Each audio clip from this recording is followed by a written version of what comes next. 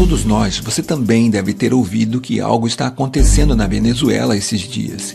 E como sempre acontece nesses casos, somos inundados por notícias da grande mídia com seus próprios interesses. A começar com os mesmos refrões, com os conceitos criados para nos dar medo e não para nos informar. Surgem rapidamente palavras como repressão, ditadura, censura. Mas, como já estamos acostumados, os interesses de oligarquias, dos banqueiros, do Império Norte-Americano estão por trás dessas notícias. Vamos tentar fazer uma leitura mais profunda e entender o que realmente está acontecendo na Venezuela. É muito importante dar uma olhada na geopolítica. A primeira coisa que temos para saber é que a Venezuela tem as maiores reservas de petróleo conhecidas no mundo. Mas vamos entender melhor o que está acontecendo na Venezuela se dermos uma olhada para o seu vizinho do norte, para os Estados Unidos. A sociedade americana é uma das maiores consumidoras dos derivados de petróleo do mundo. Primeiramente, no que diz respeito à gasolina, eles têm a mais alta taxa de carros por habitante do planeta. E obviamente existem outros derivados como plástico, roupas, cosméticos. Para sustentar essa sociedade dependente de petróleo, os Estados Unidos têm que importar 60 dos 100 barris que consomem. Vamos tentar dar uma olhada um pouco mais ampliada de onde vem o petróleo que é consumido nos Estados Unidos. Nesse sentido, o Oriente Médio é uma área-chave. Os Estados Unidos importam uma parte significativa do seu petróleo da Arábia Saudita, Catar, dos Emirados Árabes Unidos, e com esses aliados lançou-se uma estratégia para dominar politicamente a região. São esses interesses de energia, tanto de gás como de petróleo, que estão por trás da guerra do Iraque, da atual situação na Síria, da ocupação da Palestina e da intervenção na Líbia. Agora, uma vez que vimos tudo isso, um simples cálculo nos permitirá ver por que a Venezuela é tão importante para os Estados Unidos. O petróleo que vem do Oriente Médio atravessa o Estreito de Hormuz e segue seu caminho através do sul da África até chegar ao Texas. Esta viagem dura entre 40 e 45 dias. Em vez disso, o petróleo que vem da Venezuela leva apenas 4 a 5 dias para chegar aos Estados Unidos. Ao comparar o custo que significa importar petróleo do Oriente Médio e não da Venezuela, podemos entender muito claramente quais são os interesses norte-americanos nesta questão. Agora, é muito importante que entendamos como esses interesses determinaram a história da Venezuela. Por mais de 40 anos, isso foi determinado pelo que foi chamado Pacto de Ponto Fixo. Foi um pacto político entre a Ação Democrática e o COPEI, o Comitê de Organização Política Eleitoral Independente. Através desse pacto, eles concordaram em um programa político comum, e a única coisa que mudava era que eles alternavam no poder de acordo com as eleições. Esses dois partidos de direita sequestraram completamente a democracia venezuelana por mais de 40 anos, defendendo apenas os interesses das oligarquias e deixando o povo venezuelano sem qualquer representação. O que eles garantiram durante os 40 anos no poder foi um petróleo barato para os Estados Unidos.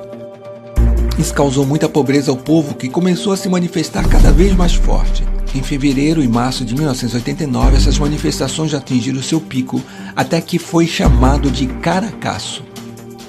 Este marco histórico triste para a Venezuela significou a ordem do governo venezuelano para atirar nos manifestantes. Morreram mais de 3.000 pessoas em uma semana. Entre os comandantes militares que se recusaram a atirar nos manifestantes durante o Caracaço se encontrava um muito particular, o comandante Hugo Chávez Frías. Logo depois que tentaram derrubar este regime assassino da oligarquia através de uma rebelião militar que não funcionou, o comandante Chávez se candidatou às eleições e foi assim que ele foi eleito, em 1998, presidente da República da Venezuela. O governo do comandante Chávez significou uma mudança histórica para os venezuelanos e venezuelanas. Primeiro de tudo por causa do enorme fortalecimento da democracia no país. Começou reformulando de forma democrática todas as instituições do Estado através de uma Assembleia Constituinte. Nos 15 anos que levaram a Revolução Bolivariana, foi dada a cifra incrível de 19 eleições, das quais 18 foram vencidas pelo processo revolucionário. Esse processo de democracia representativa permanente também foi completado por um fortalecimento da democracia participativa na Venezuela. Os avanços resultantes das políticas sociais também têm sido muito importantes. A pobreza passou de 54,2% em 95 para 23,9% em 2012. A mortalidade infantil diminuiu em 50%. A saúde e a seguridade social somam atualmente 21% do orçamento do Estado venezuelano. As matrículas universitárias foi de 800 mil para 2.600.000 atualmente, e a Venezuela conta com 75 universidades públicas. Já foi erradicado o analfabetismo em todo o país.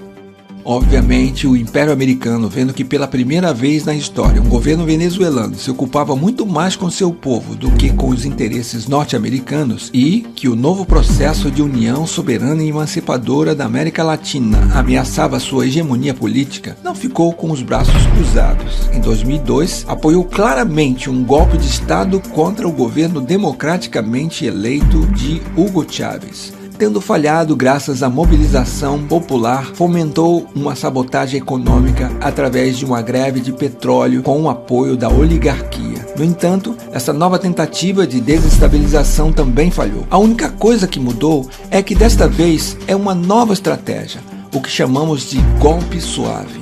O primeiro passo é a guerra econômica. Por mais que se tenha feito muitas mudanças na economia venezuelana, o país ainda depende muito das importações para satisfazer as suas necessidades básicas. E a mesma oligarquia que historicamente criou essa situação está tentando se aproveitar agora dela.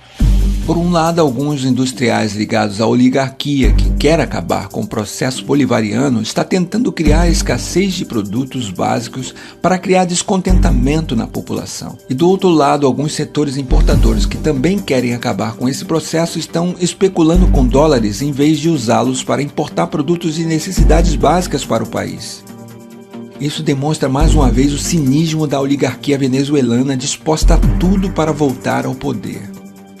Agora vamos ver o segundo e talvez o mais importante dos eixos do golpe suave. Este é a manipulação midiática. A oposição golpista venezuelana tem duas facetas, uma que se mostra pacífica e a outra que é claramente violenta. E certos meios de comunicação, tanto na Venezuela como no exterior, se converteram no eixo central dessa estratégia de golpe suave. Ao manipular de forma totalmente vergonhosa os fatos que estão acontecendo na Venezuela, eles querem fazer o mundo acreditar que o governo venezuelano está reprimindo duramente simples manifestantes pacíficos. Mas esse roteiro nós já conhecemos e não cairemos mais facilmente nessa armadilha. Se olharmos um pouco mais para a história desses últimos anos na América Latina, nós percebemos que os Estados Unidos e as oligarquias não ficaram de braços cruzados na frente dos movimentos progressistas. Primeiro foi a tentativa fracassada de golpe na Venezuela em 2002. Infelizmente, em 2010, o golpe de Estado em Honduras se concretizou. Então foi a vez do Equador, onde felizmente a tentativa de golpe de Estado em 2010 falhou. Mas isso não terminou e o governo paraguaio de Lugo não teve tanta sorte. E em 2012, ele estava derrubado por um golpe de Estado parlamentar. Em 2012 e recentemente em 2014, também foram denunciadas tentativas de golpe de Estado na Bolívia. Em 2016, infelizmente, o Brasil foi vítima desse golpe parlamentar.